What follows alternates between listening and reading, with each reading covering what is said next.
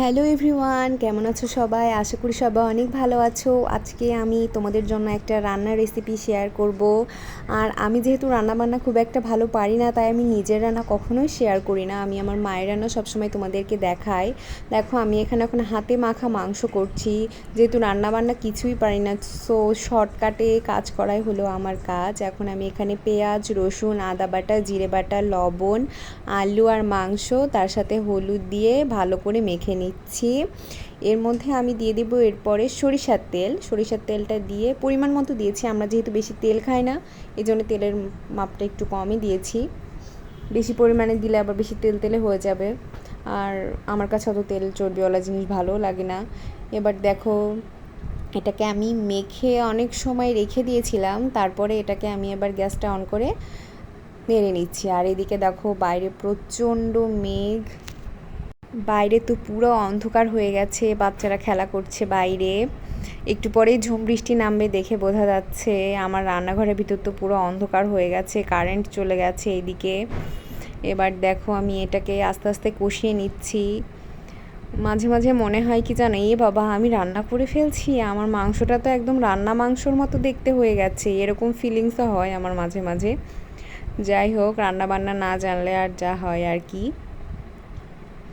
এবার আমি এটাকে কষিয়ে নিচ্ছি। কষানোর সময় একটু লেগে লেগে যাচ্ছিলো, মনে হয় ঠান্ডা মাংস, মানে তেল গরম করে আমরা কড়াইতে দিই, কিন্তু আমি এখানে একবারে কড়াইয়ের মধ্যেই মেখে নিয়েছি, এই জন্য হয়তো এরকম হচ্ছিল। তোমরা যদি কেউ জেনে থাকো এরকমটা কেন হচ্ছে, প্লিজ আমাকে একটু জানিয়ে হেল্প করো আর কি। পাশ থেকে লেগে লেগে যাচ্ছিল, বারবার তুলে তুলে আমার তো শুধু টেনশন হচ্ছিল, ওইদিকে কারেন্ট চলে গেছে, আমাদের এইদিকে কখন না জানি কারেন্ট চলে যাবে। এদিকে দেখো, জোরে জোরে বাতাস শুরু হয়ে গেছে, জানালাটা আর দিয়ে রাখা গেল না। ভাবলাম বৃষ্টি দেখবো আর মাংসটা রান্না করব, তা আর হলো না। তো আমি জানালাটা বন্ধ করে দিয়েছি, একা একাই খুলে যাচ্ছে, জোরে জোরে বাতাস হচ্ছে, ঝড় হচ্ছে। আমার ক্যামেরায় এটা দেখা যাচ্ছে না হয়তো, কিন্তু সামনাসামনি বুঝতে পারছিলাম। আচ্ছা, তোমরা কিন্তু অনেকে ভাবতে পারো এইটুকু মাংস রান্না করছি কেন। আমরা কিন্তু দুজন, বা আমাদের দুজনের সংসারে আর কত রান্না করব বলো। আর টোনাটুনি দুই সংসারে ফ্রিজ ট্রিজ কিছু নেই, ছোট্ট সংসার, এই জন্য বেশি করে রান্নাও করি না, নষ্ট হবে এই জন্য। ছোট্ট একটা মুরগি এনেছিলাম, অর্ধেক রান্না করেছিলাম একদিন, আর অর্ধেক পাশের বাসায় ফ্রিজে রেখে এসেছিলাম, ওটা আজকে নিয়ে এসে রান্না করেছি। কথা বলতে বলতে আমি এখানে কষানোর জন্য জল দিয়ে দিয়েছি। দেখো, জল দেওয়ার পরে এটা জল শুকিয়ে যাওয়ার পরের অবস্থা। আমি আর তোমাদের ওইটুকু দেখাইনি, শুকানো নিয়ে আর কি জলটাকে শুকিয়ে নিয়েছি। আমার মা যদি জানতে পারি আমি এই জঘন্যভাবে মাংস রান্না করছি শর্টকাটে, তাহলে তো আমার হবে। কারণ সে আমাকে বলেছে যে সবসময় পেঁয়াজ রসুন কষিয়ে রান্না করতে, কিন্তু কি করব বলো, ভালো লাগে না আর এই রান্নাবান্না করতে। পড়াশোনা, রান্নাবান্না সব কিছু মিলিয়ে একেবারে হিমশিম খেয়ে যায়, তাই চেষ্টা করি শর্টকাটে রান্না করার।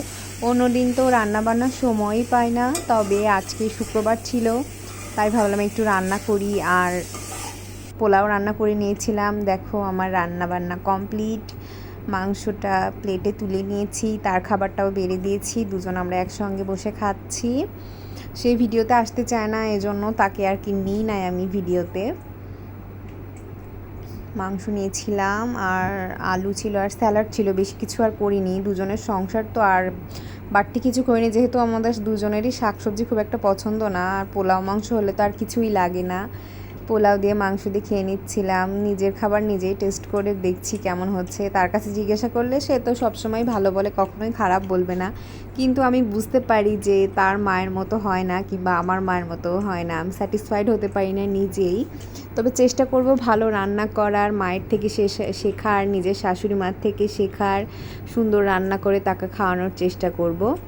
তো খাওয়া দাওয়া শেষ করে নিচ্ছি আজকে এখানে, আর আজকের ভিডিওটা আমি এখানেই শেষ করছি। আমার ভিডিওটা ভালো লাগলে অবশ্যই লাইক, কমেন্ট, শেয়ার করবে, এবং আমার চ্যানেলটাকে সাবস্ক্রাইব করে পাশে থাকবে।